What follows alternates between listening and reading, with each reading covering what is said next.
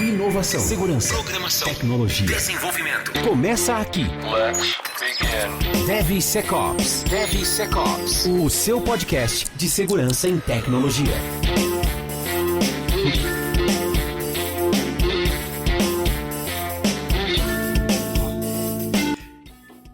Fala, jovens, juvenis, joviais desse Brasil juvenil. Tô doidão hoje, mano. Começou drogado já. Você tá na Cracóvia, não precisa fumar crack não, tá, Tomei irmão? umas drogas aqui hoje antes de gravar. Mas enfim, boa tarde, pessoal. Sejam muito bem-vindos a mais um episódio do DevSecOps Podcast, episódio 18 da nossa terceira temporada, que está indo ao ar em casalzinho, né? Junto, episódio 17 e 18, hoje, no dia 18 de março. Hoje a gente vai falar sobre a quarta parte do SDL, que é um episódio que, cara, assim, muito esperado por tantas pessoas neste podcast, que eu não vou nem comentar. Mas é um episódio que a gente vai falar sobre Perform Threat Modeling, tá? Antes de falar do episódio e apresentar a galera que tá aqui, na verdade é a mesma galera de sempre, não tem que apresentar ninguém, vale lembrar que o DevSecOps Podcast tem o apoio da Checkmarx e da Nova 8, que são especializadas em segurança de sistemas e código seguro. No link da Nova 8, distribuidora da Checkmarx no Brasil, está abaixo na descrição do episódio, como sempre no YouTube, beleza? Então se você não encontrar link ou não encontrar alguma coisa, chama a gente manda o link, enfim. Mas se você acessar em nova8.com.br, você vai chegar nas soluções das Checkmarx, ou checkmarx.com, você vai ter lá todo o portfólio também. Bom, episódio que, cara, Rodrigo, você sabe alguém que queria mais esse episódio do que os próprios ouvintes? Eu não conheço. Existe uma pessoa aqui na sala, Marcos Santos. Marcos Santos, o cara tá, desde que começou o podcast, falando do episódio de hoje. Inclusive, se vocês pegarem os primeiros episódios aqui dessa série, você vai ver ele falando explicitamente. Espero chegar no quarto episódio. É o quarto episódio que eu quero. Boa. O cara tem tanto conteúdo pra compartilhar que ele tá transbordando. Até pra estimular a galera, vamos fazer um reviewzinho do que foi esses 3 primeiros episódios, as 3 primeiras partes do SDL, né? Manda aí pra gente, Marcos. Bora. Cara, primeiramente a gente falou sobre o Provide Training, né? Prover o treinamento, onde a gente falou ali sobre a cultura da empresa, onde a gente demos dicas ali de bug bounty interno, falamos um pouquinho também sobre fazer palestras, fazer workshops, prover um treinamento, uma aculturação da empresa para a questão de segurança, né? Uma coisa muito importante aí, que as empresas abrem mão, não deixam de lado, voltam em segundo, terceiro, quarto, quinto, 10º plano. Mas é a base para a segurança. A gente falou basicamente o que, como, quando e principalmente para quem fazer esse treinamento. Exatamente. Nossa, bem bacana. Inclusive, se pensar assim, acho que é uma das coisas principais, assim, né? Deixar todo mundo alinhado com a parte de segurança. Então é o que a gente sempre fala da cultura, né? É esse momento aí que você vai começar a brigar com a empresa para conseguir deixar todo mundo no mesmo nível. Depois disso aí a gente falou sobre definir requisitos de segurança. Então, se a gente dividir lá, se a gente pensar no nosso SDL, treinamento é o primeiro, requisitos vem em segundo lugar. Então, lá, acho que a gente falou sobre estabelecer requisitos de segurança, criar quality gate, criar portão de qualidade e de segurança, né, para barrar erro, barrar bypass de desenvolvedor, para garantir que os seus requisitos serão cumpridos, né? Serão testados, pelo menos, né? Acho que depois disso a gente... fala aí, Marcos. Depois disso a gente falou no último episódio, né? Sobre definir métricas, parte de KPIs, relatórios de conformidade, a famosa quebra de esteira quando necessário. Você ter o mínimo de segurança, né? Implantado ali, pelo menos. Então a gente tocou muito nesse assunto, né? Cara, KPIs, você precisa... Tá ali, é o terceiro passo, não deixa eu mentir, é uma das bases para você ter uma equipe de segurança e ter uma segurança da sua aplicação muito bem ajustada, né? Sim. Dados e métricas. As métricas são fundamentais para isso. E o episódio de hoje ele vai linkar diretamente a tudo isso, hein, porque a gente ainda está no momento do design ali, da aplicação. Você ainda não começou a codificar de fato ainda. Então, a gente vai falar sobre modelagem de ameaça, né? Então, ele está diretamente ligado e eu acho que disso tudo é o mão na massa de toda essa informação que você coletou. Então, você já aprendeu como faz, já trouxe todos os envolvidos, você já definiu seus requisitos, você sabe o que tem que ser feito, o que pode e o que não pode passar, você já até criou mecanismos de como evitar que isso seja burlado e agora, de fato, é onde você vai aplicar ele, né? Fazer um modelagem de ameaça. Cássio, quer falar um pouco a definição de threat modeling? Quero. Antes disso, eu queria comentar o seguinte, né? A gente falou, você comentou aí que um dos principais, né? Um dos mais importantes é a parte de treinamento. Não à toa, ele é o primeiro item do SDL. Não é à toa, assim como o OWASP Top 10 tem lá os seus 10, né? Tem o número 1, o número 2, tem o ranking ali. Cara, não é à toa que o treinamento é primeiro, porque a cultura, o conhecimento de todos tem que estar literalmente alinhado, senão o resto não vai fluir, né? E o pior é que no mundo real... Mano, eu tô usando muito aspas, mas não precisa usar aspas. Ninguém usa aspas no vídeo, ninguém tá ouvindo no podcast. Não, só que tá no YouTube, tá vendo só aspas, cara. Tá chique nervoso. No mundo real, a gente vê o contrário, né? A gente vê o treinamento e ser a última coisa a ser aplicado durante o processo ali de segurança. Então, você tem todos os passos ali. Você primeiro desenvolve, você faz a análise, faz busca de vulnerabilidade. Depois, quando você evolui mais, você começa a treinar a galera para poder fazer o threat modeling. E no final de tudo, as empresas vão começar a pensar em treinamento. É interessante isso, né? Ele deveria ser a primeira coisa. Inclusive, é assim que você vai cortar gasto, né? Sim. Inclusive, eu diria que tudo que a gente está falando aqui do SDL de uma maneira geral, não encare como um processo. Ah, você fez o número 1, agora você faz o número 2. Não. O treinamento, por exemplo, é um negócio constante. É um ciclo que não acaba nunca. Definir os requisitos de segurança, constante. Cada versão que você vai lançar, cada release, cada sprint, você tem que estar ali pensando nisso. E todos os outros demais. Então não é um processo que você faz o 1, faz o 2, faz o 3 e termina, né? Não é o waterfall.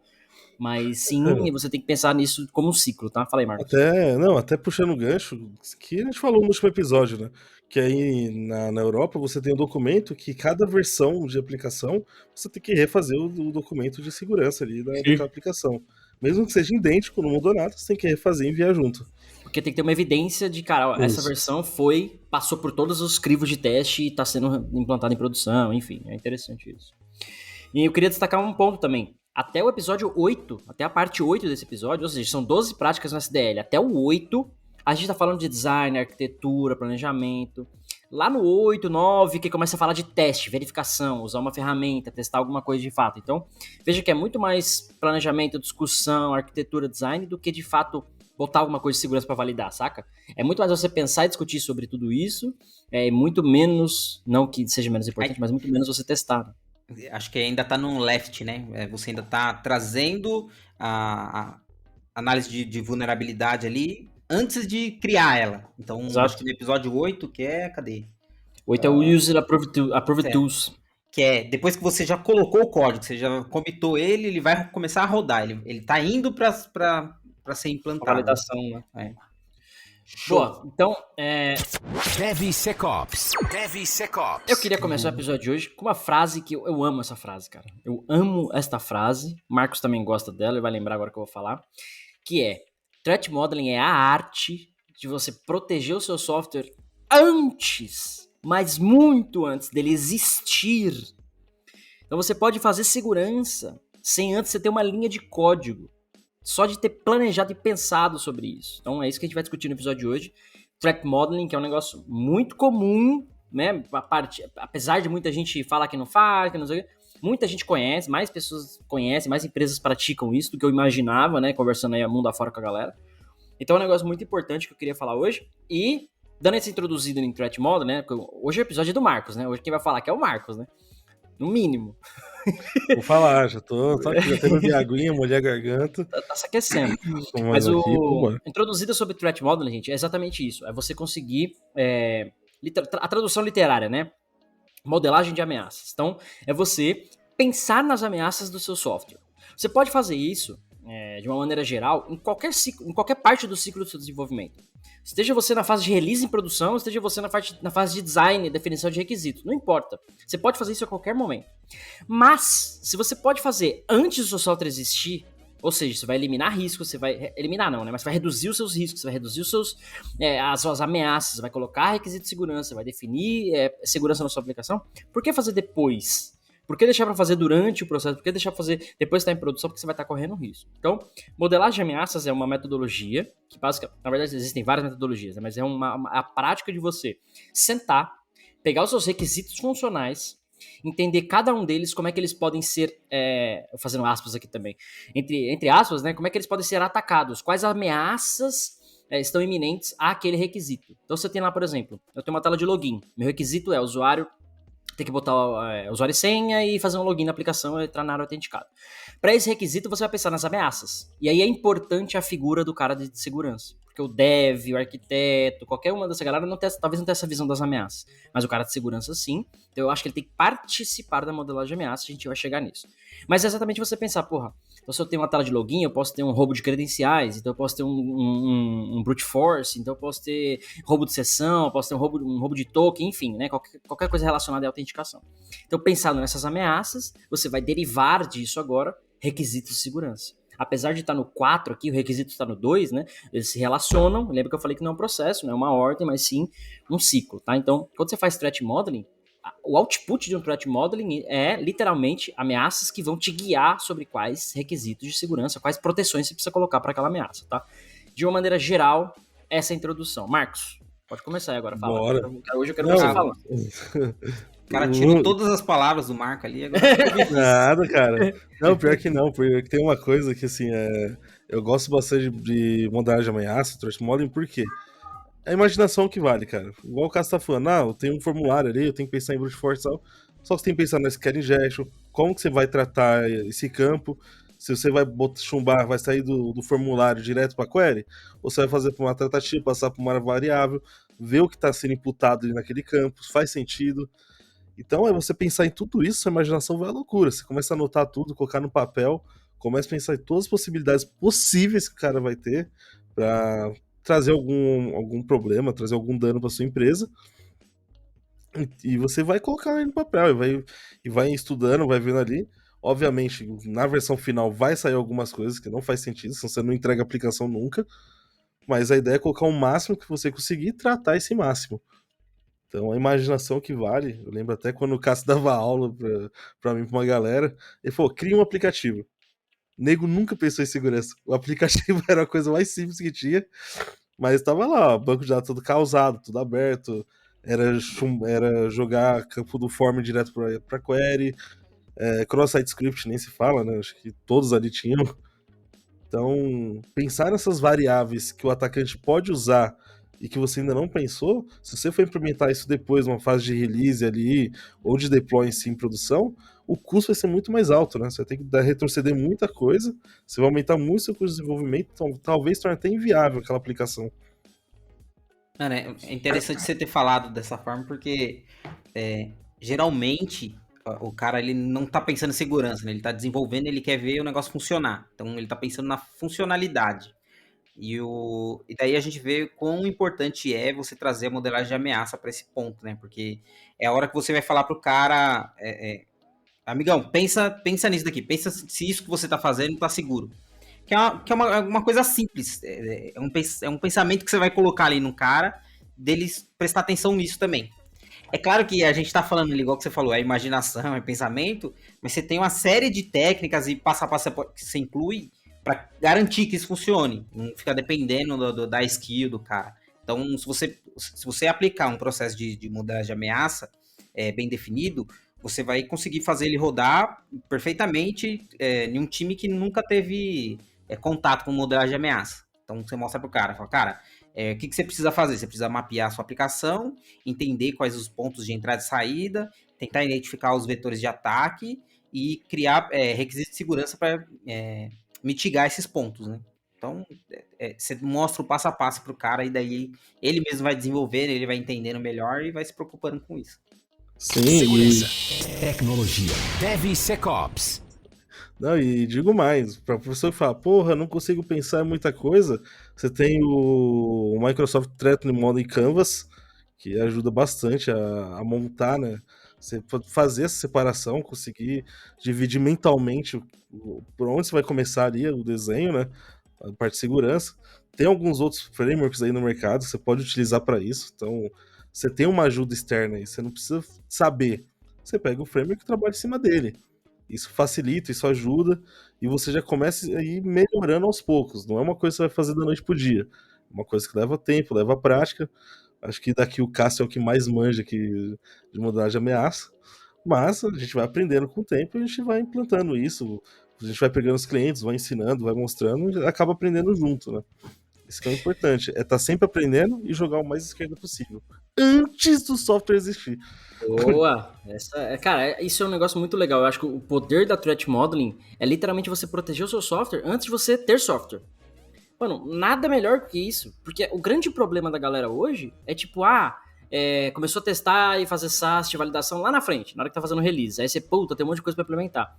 Então, falar, cara, como é que a gente evita isso? Faz um Threat Modeling. Você vai, quando você vai definir os requisitos, você faz um Threat Modeling, né, modelagem de ameaças, vai virar requisito de segurança e vai derivar de proteções e mitigações, como o Rodrigo falou.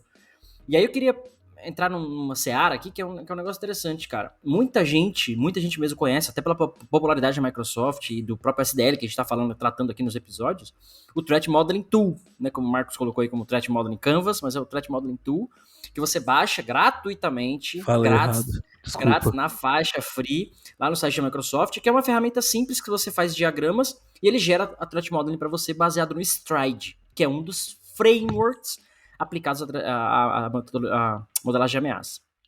Todos, na maioria deles, são gratuitos.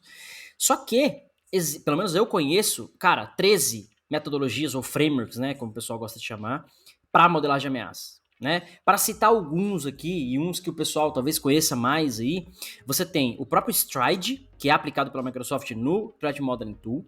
Você tem o Pasta, que é similar ao Stride, mas é uma outra abordagem. Você tem o VAST, V-A-S-T. Você tem o Trike, você tem o Attack Trees e o Security Cards. Só para citar alguns. O Security Cards, provavelmente eu ia falar, inclusive, ele é baseado na galera de metodologia ágil, como se fosse o Planning Poker e tal, para ajudar essa galera e tal, para já estar mais familiarizado com esse tipo de coisa. Então você tem o Security Cards, por exemplo. Então eu citei alguns, mas eu conheço 13 no total. Você vê esses 13 lá no meu curso, explicando Application Security. Lá eu falo sobre, tem 2 módulos no curso só sobre Threat Modeling, tem todas as outras coisas de Application Security, mas Threat Modeling é o primeiro módulo, você já aprende a fazer tudo isso. Obviamente não os 13 frameworks, você conhece os 13 frameworks, a gente aprende a fazer num deles e aplicar. Mas eu queria destacar que, cara, existem várias metodologias. Não se prenda a só o Stride, não se prenda a só um ou outro, porque você pode encontrar um que seja melhor para sua equipe, tá?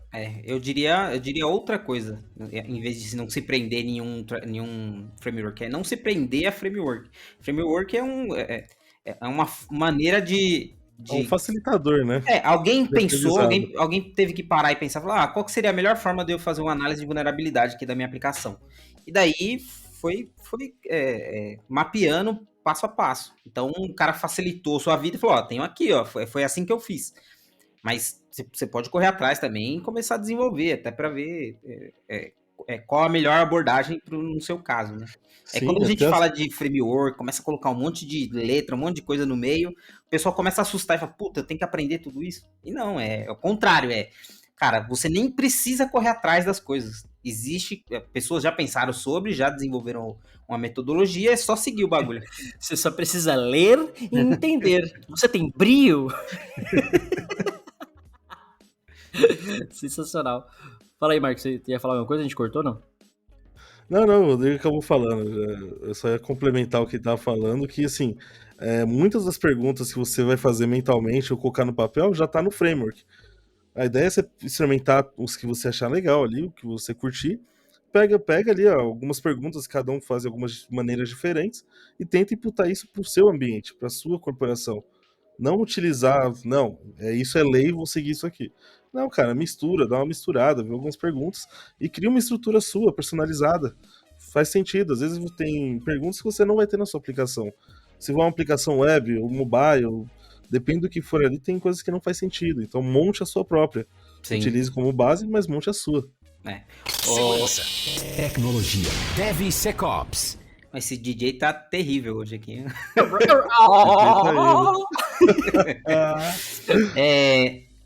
Vocês querem passar e entender melhor um passo a passo de como faz a modelagem de ameaça? Como a gente consegue passar por todo esse ponto? Se vocês quiserem, eu posso ir começando aqui, que eu tenho... Recentemente fiz uma documentação lá falando sobre thread modeling, então tô com mais... Fique à vontade. Então, quando você fala de modelagem de ameaça, quando você vai pensar em como começar, como desenhar isso, é só você pensar como se você fosse um atacante. Você é o hacker, você pensa que você é o hacker, e o que você busca fazer com esse serviço. Então, qual que é a sua ideia? A sua ideia é expor os dados, é recuperar os dados, é quebrar a aplicação. Então, quando você traz esse pensamento, quando você parte desse pensamento, você já começa a desenhar um processo para thread modeling. Então, o primeiro passo de todos é senta na frente da sua aplicação ou como ela vai ser desenvolvida e já pensa como você é um atacante. Então, acho que esse é o primeiro passo, assim, é um dos melhores para você começar e falar, cara, beleza, já sei por onde eu vou começar. Eu queria pegar esse pedaço aí do Rodrigo para dar minha filosofada do dia, que é o seguinte, o próprio arquiteto da aplicação, né, se é que teve uma arquitetura, um time de arquitetura, o próprio dev, é natural que ele saiba das falhas da aplicação. Ele sabe daquele bug que ele varreu para debaixo do tapete, ele sabe de uma possível burla, como burlar algum mecanismo, alguma coisa, ele sabe, porque ele implementou aquilo. E aí, a filosofada aqui para quem não assistiu, mas acredito que muita gente assistiu, Prison Break, né, uma das séries aí, mano, mais famosas que estouraram aí num tempo. Aliás, se você não assistiu, assista só a primeira temporada, que a primeira temporada é nota 10, as outras vai de 0 a 1 estourando. Assim. E é exatamente isso. O cara que vai lá soltar o irmão dele que tá preso, ele criou, ele é engenheiro, né? Ele criou toda a arquitetura e o design, enfim, a engenharia da cadeia. Então ele sabe onde tem cada parafuso do bagulho. Onde tem cada célula, onde tem cada falha, o material que foi usado. Dito isto, dada essa filosofada e esse paralelo aqui, o que eu quero que você entenda? Dev, time de segurança, pessoal aí afora.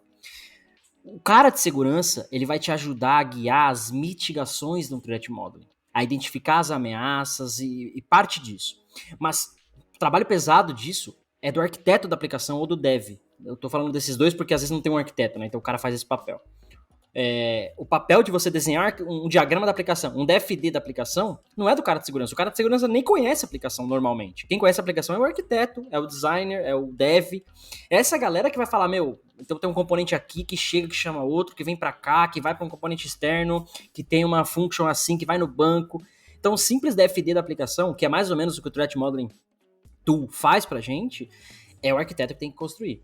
Aí a análise disso, porra, cara, então tá aqui, esse componente chama esse componente aqui tá rodando com admin na máquina, HTTP, não tem nenhuma criptografia, nenhuma autenticação. A própria ferramenta já vai te gerar as vulnerabilidades não, né, desculpa, as threats, né, as ameaças.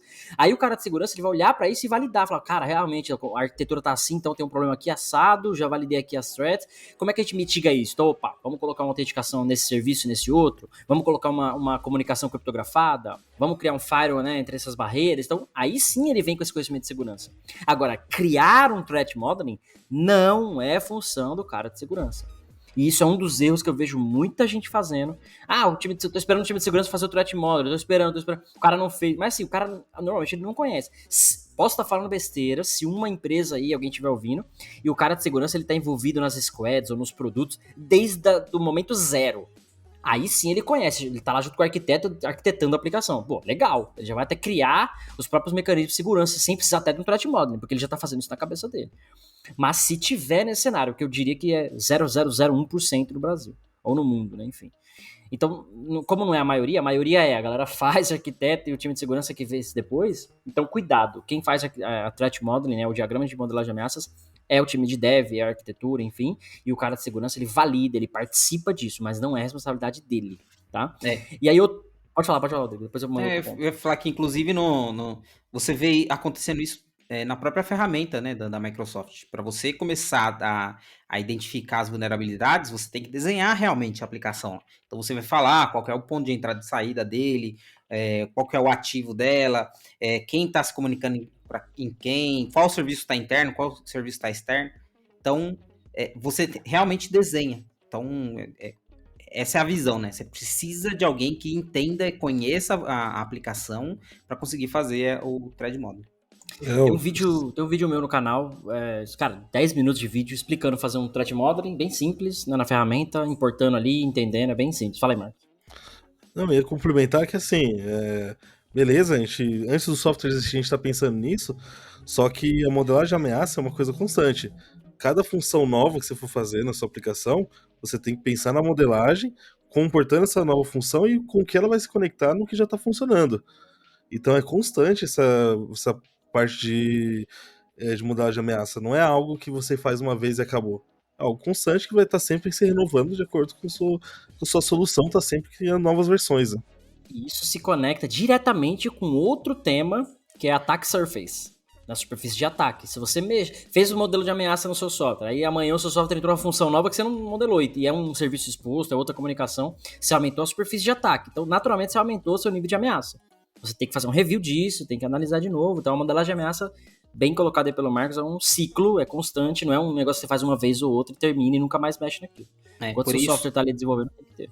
Por isso que um dos pontos bem importantes do Threat Modeling é você identificar o ponto de entrada e saída ali, né? Porque é onde você começa a identificar as suas superfícies de ataque. Então, você identifica lá por onde entra os dados, quais são os tipos de dados, né? O que está sendo transmitido ali, que é outro ponto, que é a identificação dos ativos que você vai fazer. Então, o que aquela aplicação tá tratando? Que tipo de dados? Onde que ela mexe? Com qual outra aplicação ela está conversando? E daí, assim você já começa a identificar quais meus vetores de ataque, né? Quando você mapeia isso. Boa. E eu queria até fazer um outro ponto aqui, que é o seguinte. Se você faz a modelagem de ameaça logo no começo do seu desenvolvimento ali, então desenvolvimento não, né? No seu ciclo. Então você pegou lá a lista de requisitos funcionais, né, da aplicação. Então você já tem lá um arquiteto, já pensou, cara, então vai ter um componente aqui, assim, assado, vai se conectar a esses caras. Aqui, você já, antes dos requisitos virarem código, requisitos funcionais virarem código, aqui nesse momento você já pega esses requisitos junto com a sua modelagem de ameaça e já transforma os requisitos funcionais naquela história que a gente falou no episódio 2, que é pegar o requisito de segurança e embutir ele no requisito funcional. Quando isso for para dev, já vai estar lá da melhor forma descrita. Então o cara vai ter o requisito funcional já com proteção de segurança, porque já até passou por uma threat modeling, por exemplo.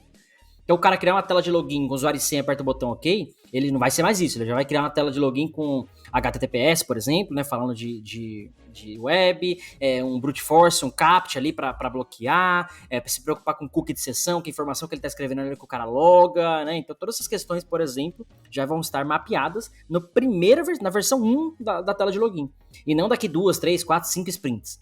Então a segurança, o shift left real é isso, não é você botar o SAST na ideia do desenvolvedor. É também, mas aí, olha só, o cara já tem requisito, o cara já tem código, o cara já tá codando, o seu software já tá indo pra, dependendo do nível, ele já tá indo pra produção. Então o shift left é você pensar no software já com segurança. Mais shift left que isso é você não fazer o software, porque software que não existe é software que tá certificado. Inclusive tem um site aí, né, de um software totalmente seguro. Acho que foi você que me mostrou uma vez, que você entra lá... Nada. Não tem nada. Né, na verdade, isso foi um trabalho de engenharia que o cara fala assim, esse é um software que cumpre o que ele promete, de fato. Ele não faz nada. Ele ocupa pouca memória, ele é 1 KB, você baixa o negócio, ele não faz nada, ele não instala, é um arquivo, não tem nada. Literalmente é isso. Tipo, ele faz o que o requisito se propõe, é muito, muito louco. E tá seguro, bem provável.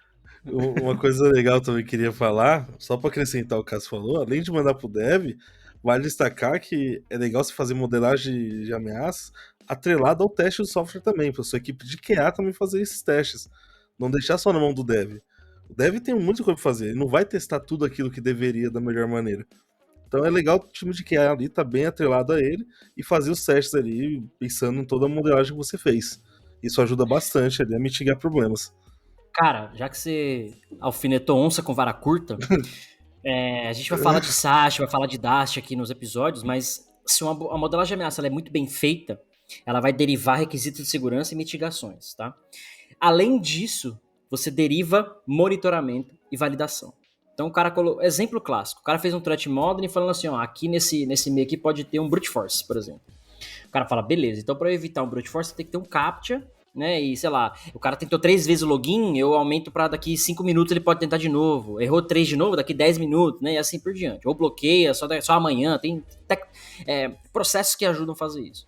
Mas aí você imagina, cara, beleza, isso é a mitigação. Como é que eu valido se isso está sendo aplicado mesmo durante o ciclo de desenvolvimento? Aí você fala, derivou lá do seu requisito de segurança, você pode derivar um teste no seu SAST, por exemplo. Cara, tem um CAPTCHA aplicado aqui, tem um controle de login, tem sessão, tudo que é relacionado a isso, por exemplo, você vai lá no seu SAST, nas suas regras e habilita. Não sei que SAST você usa. No Checkmarx dá para fazer isso. Né? Tem lá as regrinhas bonitinhas, você habilita, cria as regras customizadas para você consegue fazer isso. Lá no seu DAST também é possível você colocar. Até aí, como o Marcos colocou muito bem, você tem um time de QA, normalmente as empresas já têm um time de QA, você pode criar casos de teste. Mano, olha que foda. Você está criando um caso de teste para um bagulho de segurança antes do software existir. Então, quando chegar daqui no final da sprint, que alguém for testar aquilo, ele vai testar a qualidade do software de fato. A qualidade, a funcionalidade, a performance, o design e a segurança. Porque você já identificou a ameaça, identificou um problema, criou uma mitigação e quer validar se isso está de acordo ou não. Mano, começar a cobrar esse podcast. Pessoal, a partir de agora vocês vão pagar pra ouvir isso aqui. Tá muito absurdo. Pagar por episódio agora. Pagar por episódio. Aliás, não precisa, pessoal. Deve ser que o podcast é free, mas o curso que eu falo de tudo isso no detalhe, esse é pago, mas vai ter lançamento em breve, então aguarde, acompanhe as redes sociais aí que você vai entender. Mas tem o de curso de SAST já, que já tá liberado, fica liberadíssimo aí pra galera. Mano, esse não é de graça, mas também não é, você não precisa comprar uma Lamborghini com isso. É muito barato. Não, então dá uma olhadinha lá nos meus links que você acha, curso de SAST baratinho, e a gente fala tudo isso sobre Checkmarx, por exemplo, né? Todas as partes lá a gente explica com Checkmarx, tá bem bacana. Top, isso aí. Só pra falar pra pessoa, né? Deixa eu rodar um DevSecOps. Momento DJ aqui, acho da hora completar os botões. Não, só pra salientar aí um pouco mais, o curso de SAST do Cássio é muito pica, tá? Recomendo. A gente convive com ele ali, conhecimento aí cara, não tem o que falar, conhece pra caralho. Mas comprem o curso e vejam. Vocês vão curtir pra caramba. Isso é um fato. Vocês terem ideia, eu fiz o curso e eu fiz o meu curso eu mesmo. Caralho. Cara, não, mas agora que... Essa foi boa, vai. Foi boa. Eu queria... Tirou as piadas do Marcos, aí tem que complementar com alguma coisa, né? Não, eu queria tocar no assunto, que assim, a gente tá falando de modelagem, falando de tudo isso, mas tem um lado, assim, que, beleza, não é legal falar, mas pode acontecer. O que pode dar errado, mesmo fazendo modelagem de ameaça? Tudo pode dar errado. Entendeu? Mas tudo mesmo, porque quando a gente fala de segurança, é aquela questão, não existe segurança 100%. E a modelagem de ameaças, ela é um trabalho empírico, mano. Ela é manual. As ferramentas que os frameworks que eu falei aqui, a própria Microsoft Threat Modeling Tool, as ferramentas, elas vão te ajudar a criar um desenho e te listar ali o que você tem que colocar. Mas não quer dizer que isso vai proteger o seu software, né? 100%, não existe segurança 100%. Então o que pode dar errado na prática é você fazer tudo isso, e muita gente, eu já ouvi isso, cara. Nossa, fizemos tudo isso e ainda fomos atacados. É claro, meu querido, o trabalho de se proteger você tem que conhecer todas as suas falhas. O trabalho de alguém que vai te atacar é conhecer só uma delas. Percebe? Então, para você se proteger de todas elas, para você se proteger de todas elas é muito difícil. Então, modelagem de ameaça, de novo, é um trabalho empírico, manual. Alguém é um analista, alguém vai ler isso, vai fazer na mão, na unha. Pode ter falha, pode escapar, pode... O grande problema da modelagem de ameaça, na minha visão, ele não escala. Porque alguém tem que desenhar um diagrama, revisar esse diagrama, ler item por item, tal. Mas ele não escala por um outro problema que a galera deixa para fazer depois. É isso. Então depois você tem um sistema hoje que é um Frankenstein, ninguém quer sentar e fazer um diagrama disso, porque não tem um DFD simples de aplicação, então ninguém quer fazer. Mas se você fala, cara, que é o que eu falo aqui, antes do software existir, você faz a primeira versão já desse diagrama, DFD da sua arquitetura, já coloca lá no Threat Modeling, cara, dali pra você abrir na ferramenta, arrastar um componente, precisa desenhar, você arrasta um componente. Você arrasta o componente, dá 2 cliques ali, coloca as propriedades dele, 3, 4 propriedades, tá atualizado o seu Threat Modeling. Manda gerar lá as threats de novo e invalida. Então, manter vivo é muito mais simples e escalável do que fazer um do zero se você já tá no seu ciclo aí andando. Então, a maior dificuldade aí que você falou, o que pode dar errado é a galera não conseguir escalar, desiste, deixa pra lá, deixa a versão 1 e a aplicação já tá com 5 mil mais componentes e toda vulnerável e ninguém tá vendo. Inclusive, as empresas elas podem aproveitar essa mudança que eles estão fazendo. Então, a maior parte das empresas que estão utilizando os legados gigantes lá, os monolitos gigantes, eles começam a migrar componentes, né, para microserviços. Então, existe essa movimentação. Inclusive, sei lá, acho que a maior parte das empresas estão fazendo isso nesse momento. Então, durante esse momento, é uma ótima oportunidade para você já desenhar, já criar o seu thread model, já criar esse processo e implementar ele, né?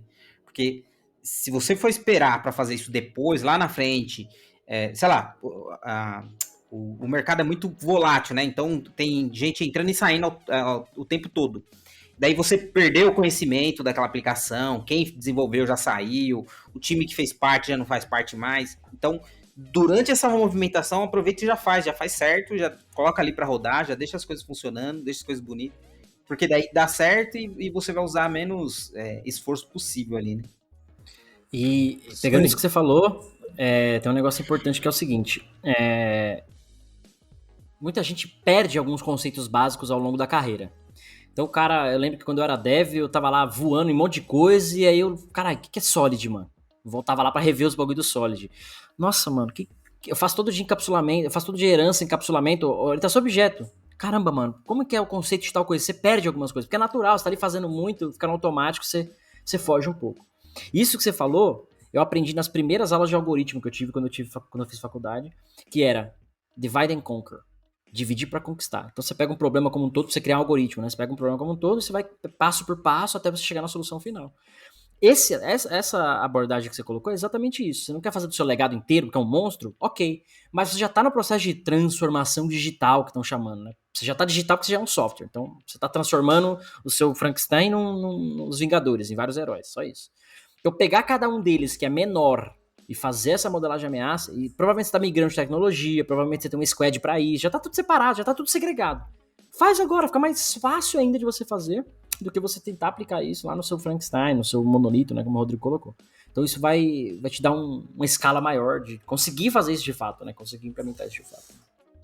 E até uma frase que você fala bastante e eu gosto de replicar, é justamente aquela, né, que a gente precisa saber todas as falhas, o atacante só precisa saber uma, e a melhor. Nosso trabalho não é vedar 100%, é dar o máximo de trabalho possível pro cara desistir para outro.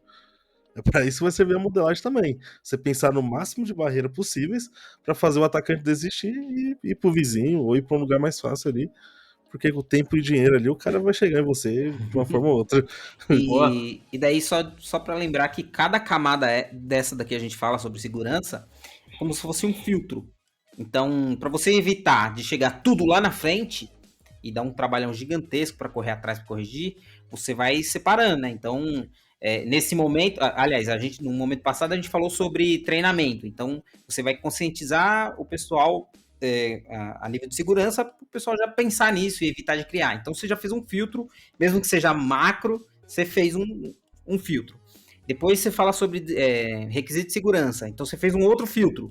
Então, você já vai solicitar coisas pensando em segurança. Aí, daí você faz a modelagem de ameaça. É um filtro maior. Então, quando chegar lá na frente, para fazer uma análise DAST, você já filtrou muita coisa. Então, vai chegar lá poucas coisas, né? Ou, se você for muito bom, não vai chegar nada. Aliás, esse é um ponto crítico, mano, porque a galera usa o SAST e o DAST como ferramenta de segurança. E por incrível que pareça, conceitualmente, se você parar pra pensar, não é. O SAST e o DAST é a ferramenta de teste.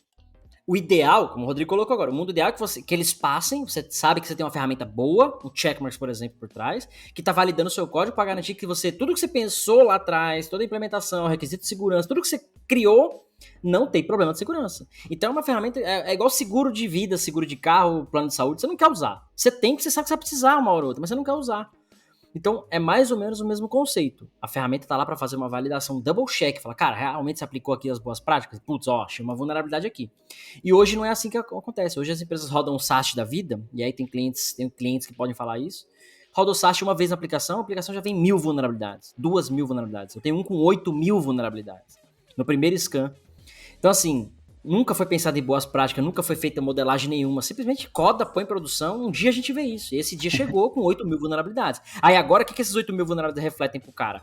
Desespero, suicídio, apavoro, porque como é que eu vou corrigir 8.000 vulnerabilidades, sendo que eu tenho mais 8.000 requisitos para criar novo do software, entendeu? Então, não faça dessas ferramentas ferramenta de segurança. Faça delas o seu double check, assim como é o seu time de QA. Ele tá lá para garantir que a qualidade foi atingida, que boas práticas foram seguidas e que não tem bug. Essas ferramentas são para a mesma coisa. Ferramenta de segurança é você fazendo threat modeling, conscientizando sua equipe, definindo requisitos de segurança. Nossa, velho. Esse episódio vai ser pago. Não vamos lançar esse episódio free. La garantia sou eu. A garantia sou eu. A garantia sou eu é foda, hein? Mas é verdade, cara. Aliás, até, Marcos, complementando isso que você falou, né? O que pode dar errado em threat modeling, e o Rodrigo tinha comentado um pouquinho, mas só para esclarecer, eu falei tem 13 frameworks que você pode usar, 13 metodologias. Ficar escolhendo um ou outro, qual que é, testando tudo, você vai dar errado também, mano. Pega um e faz. Vê o que dá. Ah, não deu, não foi legal. Pega outro. Pega dois, três. Você não precisa testar todos. Porque senão você vai cair do mesmo problema dos dev JavaScript. Sai a biblioteca a cada 5 minutos, o cara quer testar todas a cada 5 minutos, 2 não roda no browser X, a outra não roda no browser Y, a roda tem... Então assim, não faça isso. Pega um e testa, pega 2 testes e acabou. E entende o que é melhor pra você. Melhor feito do que perfeito. Feito é melhor que perfeito. Exatamente. Não, até uma dica pessoal aí, cara. Pra quem não tem tempo ou tá desesperado aí, não quer parar alguém, contrata uma consultoria pra ajudar a fazer isso também. Tem essa oportunidade. A gente falou com o pessoal da Convisa, né? Eles fazem esse tipo de trabalho. Então, contrate uma consultoria se você não tem tempo. É um trabalho importante e vai te ajudar a entender muito melhor sua arquitetura. Vale muito a pena. Falando de AppSec... É esse momento que a gente perdeu o patrocínio, né? Não, mas falando de AppSec no Brasil de uma maneira geral, cara, tanto a Conviso com o braço de serviço que eles têm, e assim, cara, não é problema nenhum, acho que fazer... Perdemos o patrocínio, mas não é problema nenhum falar deles, porque assim, se todo mundo quiser contratar a Conviso, fudeu, mano, não tem gente no mercado. Então eles vão precisar contratar a Nova 8 também, que também já fudeu, não vai ter gente no mercado, que vai precisar abrir uma empresa nova e achar a gente. Não tem segurança. Por isso que o trabalho que a gente faz aqui é conscientizar todo mundo, porque é outra coisa que eu sempre falo, segurança é responsabilidade de todos. Então você vai lá na Conviso achar serviço para te ajudar, você vai na Nova 8 achar ferramenta para te ajudar, mas você vai precisar que as suas pessoas façam isso. Não adianta, de novo, é o que eu acabei de falar sobre o SAST. Todo mundo bota o SAST lá e acha 1000 vulnerabilidades. E aí o que acontece? O cara fica fazendo scan, corrige 2, corrige 3, faz scan, corrige 3, corrige 4, e acabou, é isso. Ele nunca vai parar de criar vulnerabilidade, ele nunca vai parar de estar em risco, porque todo scan que ele faz é do mesmo software que está em produção. Ele não corrigiu as 1000 vulnerabilidades, ainda está em produção. Ele só sabe, é a mesma coisa que você ir no médico, que eu falei, você vai no médico e faz exame, você tá com câncer, vai morrer daqui 6 meses. Beleza. No caso do terminal, você não tem muito o que fazer, você aproveita a vida ao máximo. Mas quando você tá com uma doença que é tratável, que é o meu caso das vulnerabilidades, é tratável, cara, você vai lá e corrige. Aí o que acontece com o cara? O cara vai, ele fica fazendo scan, e não faz nada com isso. Então não adianta ter ferramenta de SAST, DAST, validação, pentest, cara. A galera faz pentest mensal, semestral, anual, e continua fazendo pentest, e todo ano é os mesmos problemas, até pior. Cara, mesmo resultado, é verdade. Mesmo resultado, mas o problema é aqui, o que a gente tá falando, shift left de verdade é você começar a parar de criar problemas de segurança. E threat modeling é uma das formas de você fazer isso. Não, eu ia comentar que não sei quem foi que usou a analogia, mas vou mencioná-la aqui novamente. É a mesma coisa você ir no médico, o médico fala, legal, faz o exame e volta aqui. Você vai lá, só fica fazendo exame de sangue eterno e não muda a alimentação, não muda porra nenhuma. É a mesma coisa com vulnerabilidati. Legal, tô passando pelo SAST, DAST, fazendo pentest, mas não tô corrigindo nada. Tô só tendo de novo, a mesma coisa. Eu conversei outro dia com o pessoal de uma empresa e o pessoal era exatamente esse cenário. Cara, temos pentest aqui foda, realmente a equipe dos caras era muito boa de Red Team. Os caras tinham checkmarks, tinha Dast, a Connectics, tinha... Os caras usavam até uma ferramenta lá que fugiu o nome agora, de gestão de vulnerabilidade, tinha tudo. Só que o processo de gestão não funcionava porque era endereçado pros times. Desculpa, pessoal, era endereçado pros times. Só que o que acontecia? Ninguém priorizava isso. Então todas as vulnerabilidades, você ia no backlog de vulnerabilidade dos caras, tava lá, infinito backlog. Então assim, tinha scan, tinha processo, tinha as melhores ferramentas do mercado, pentest pra caramba, só achando problema, mas ninguém corrigia. Ou pior ainda, né, que corrigir é uma coisa, mas parar de criá-los. Porque você achou 1000 problemas e corrigiu 1000 problemas, não necessariamente você vai parar de criar problemas. Tende a sim, porque o desenvolvedor, uma vez que ele corrige um SQL injection, na próxima vez que ele for codar isso, opa, legal, então agora eu sei que eu tenho que validar aqui antes de passar pro banco. Então, naturalmente é isso, mas você não garante. Então aí é o que a gente falou nos episódios anteriores, treinamento, requisito de segurança, threat model e mais um monte de coisa, pra ter a cultura, mano, tem que estar no DNA do cara, a hora que o dedinho dele tá teclando ali, não tecle vulnerabilidades, não tecle problemas, e sim, o software mais protegido, né, é disso que se trata aqui, né? Top, Cássio. Cadê a vinhetinha, cara? Tô puto, começa a falar dos bagulhos assim, vai me irritando. DevSecOps. Boa. DevSecOps. É porque, mano, é o que o Rodrigo falou, e a gente vai fazer um episódio sobre isso. Eu podia ter sido um dev melhor. É verdade. Todos nós, né? Porque Mano, eu falei, é os foda. códigos antigos, cara, esquece. E sabe que o que deixa mais puto é pensar que fazer certo é mais fácil do que fazer errado. É. É mais fácil. Só que não entra na cabeça isso, né? Será que é por ignorância? A gente nunca parou pra pensar. O problema foi Será que a não gente teve aprendeu errado com outro dev sênior que não pensava em segurança, entendeu? Não vou Não, colocar a culpa no outro, né? Não vou colocar a culpa no outro. aprendi. Eu não fui atrás. Eu acho que Ué, tem deixa eu uma ver parte atrás. de. Tem um ponto aí do Marcos, mas eu diria que os próprios Ok. negócios fazem isso, cara. Alguém foi seu chefe, foi nosso chefe e falou: tem que subir hoje. E eu já fui. E o Rodrigo sabe dessa história. Eu já fui quicado de uma empresa. Eu fui quicado porque eu não queria subir, porque eu sabia que ia dar problema. Não era nem de segurança, simplesmente não tinha testado o bagulho que podia parar. Eu fui quicado, repito, quicado. Porque eu não queria subir o bagulho sem testar. Então, assim, tem os próprios negócios, e aí a gente fala de negócio, empresa, gerente, CEO, CTO, quem quer que mande, força isso. Então, o dev normalmente não, né? Muitas vezes ele não tem culpa. Muitas outras ele tem. Então, é um jogo isso que a gente tem que... Eu diria que a gente tem que parar de achar o culpado e ter o mantra aí que eu falo, né, mano? Segurança é responsabilidade de todos. Então, todo mundo começa a se preocupar com isso e olhar a sua responsabilidade e aplicar isso no seu dia a dia. Eu fui conseguir começar a colocar segurança, qualidade no meu código. Isso é até foda de falar assim, né? Mas quando eu entendi que isso, tipo, é um problema geral, e daí eu trouxe pra mim, falei, beleza, não adianta eu culpar o cara, que é igual nesse caso aí, né? Tipo, puta, não adianta eu culpar o maluco porque ele precisa do negócio lá, tipo, funcionando pra ontem. O que eu comecei a trazer cara, a parte de desenvolvimento tá comigo aqui. Então, qualquer coisa relacionada a isso É mesmo. é meu. Então, o cara falou, tá pronto? Não está pronto. Não vou falar, não está pronto porque eu não rodei o teste de qualidade ou de segurança, né? Tipo, não está pronto. Mas quanto... Cara, demora, é isso mesmo, é assim. Mas é uma linha, cara. É uma linha, realmente demora para subir, existe várias coisas que a gente precisa validar e tudo mais. Igual, fazendo paralelo que a gente estourou o tempo, mas esse mesmo cara que me quicou outro dia, na mesma empresa, alguém com esse mesmo cara, acho que o cara enchendo o saco pra subir, e alguém falou, então, é uma linha, né? Então senta aí, faz você. E a pessoa levantou. Foi você, não foi, Rodrigo? Foi eu.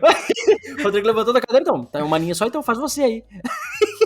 Sensacional. O cara sentou, ele sentou, mano, ele sentou, aí ficou olhando lá. Fez? Não fez não. Ele ficou teclando lá, olhando, aí quando passou um próximo dev, ele puxou o cara, Aí, falou, faz aí pra mim, aí o cara fez. Que é outro cara odiado pela gente, né, ou não? Mano, se a gente pudesse não, a gente pode, né? Fazer um episódio, um bagulho fora aqui, fazer um fora do DevSecOps Podcast, porque tem patrocínio envolvido. Olha aqui, ó. Crônicas da minha vida. Lá no canal, a gente pode fazer no meu canal. Não devo pra ninguém, então eu quero que você foda. E aí a gente fala os nomes desses filhos da puta tudo aí. Não, só deixa eu falar um bagulho, que eu não falei culpando o cara que ensinou. Só tô falando com o cara. Não, porque fica parecendo que eu sou um escrotão, tá ligado? Não, os caras com medo agora. Não é. Não é, eu tô falando assim, na época... A responsabilidade é sua, mano. A responsabilidade é minha, só que se pano... você aprendeu a usar a faca e fio posso falar, filha da puta? na barriga de alguém, a culpa é sua, não é do cara. Segurança, tecnologia, DevSecOps. Deixa eu falar. Cara escroto, hein, Cássio? Olha, nossa senhora. Mano. Treta no DevSecOps Podcast. Eu vou embora dessa caralho aqui.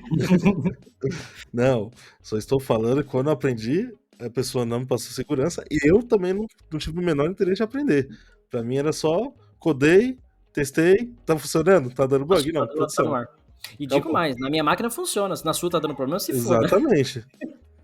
É cultural, né? O problema é cultural. A gente cultural. Aprende errado e continua. Tipo, sempre falo, a caverna de Platão, mano. Você aprendeu, você sabe que só tem aquilo, tá ligado? Você não tem cabeça pra pensar, tipo, como que você vai pensar? Tipo, mas eu poderia buscar da outra forma. Aí, por isso que eu acho importante isso que a gente faz, por exemplo, que é você tá disseminando cultura, você está passando. Por mais que a gente não chegue a nível de detalhe, técnico, exatamente como você vai fazer ali na linha, só de colocar no seu radar que existe alguma forma diferente de fazer aquilo. Existe uma outra forma de pensar. Isso é importante, porque é isso que vai te chacoalhar e tipo, vai mudar, né, o que você tá fazendo. E ainda sobre isso, a gente é especialista, a gente trabalha, né, há tempos aí no mercado, conhece um monte de coisa, mas a gente tá longe de ser os donos da verdade. A gente aprende todo dia a gente tem cliente diferente, com mais maturidade, com menos maturidade, com a ferramenta X, com a ferramenta Y, com a prática Y e tal. Então a gente aprende a cada dia. Eu aqui na Europa tô aprendendo a cada dia e a gente vai compartilhando isso com vocês também. Então, o que o Rodrigo falou, é de passar adiante esse conhecimento para que a gente... É sobre isso, né? Para que o próximo faça melhor, em menos tempo, né? Mais rápido, né? Etc. Para que seja mais seguro, enfim. Estouramos o tempo. Marcos ia falar pra caramba. Até falou mais, né? Falou episódios que ele mais falou falei hoje. Pra caramba, cara. Pra reduzir o tempo, porque vocês falam devagar, curte o canal, compartilha o vídeo, vai no Discord, canal do Telegram, e a gente se vê no próximo episódio. Esse foi o episódio 18 da terceira temporada, episódio 4 do SDL. Meu nome é Cássio Batista Pereira. Meu nome é Marcos Santos. Rodrigo Balbino. Beijos. Beijos. Valeu. Tchau.